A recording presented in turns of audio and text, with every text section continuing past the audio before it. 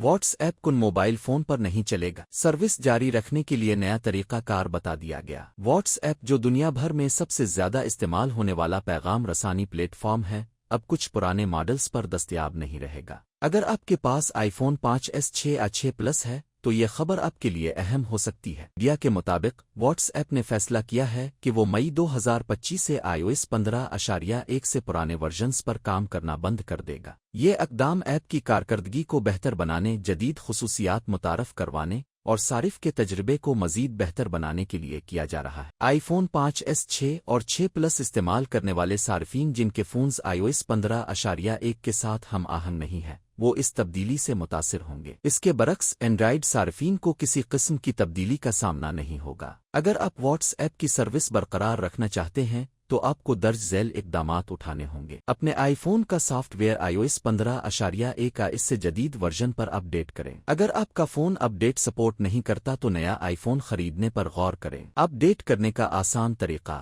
Settings میں جائیں، general option پر click کریں، سافٹ ویئر اپ ڈیٹ کو منتخب کریں اور ہدایات پر عمل کریں۔ یہ تبدیلی نہ صرف واٹس ایپ کے معیاری ورژن بلکہ واٹس ایپ بزنس صارفین پر بھی لاگو ہوگی۔ اپنے رابطے برقرار رکھنے کے لیے ضروری ہے کہ آپ وقت پر یہ اپ ڈیٹ کریں، ورنہ واٹس ایپ کا استعمال ممکن نہیں ہوگا۔ یاد رکھیں، یہ فیصلہ صرف iOS آلات پر اثر انداز ہوگا، اینڈرائیڈ صارفین کو کوئی پریشانی نہیں ہوگی۔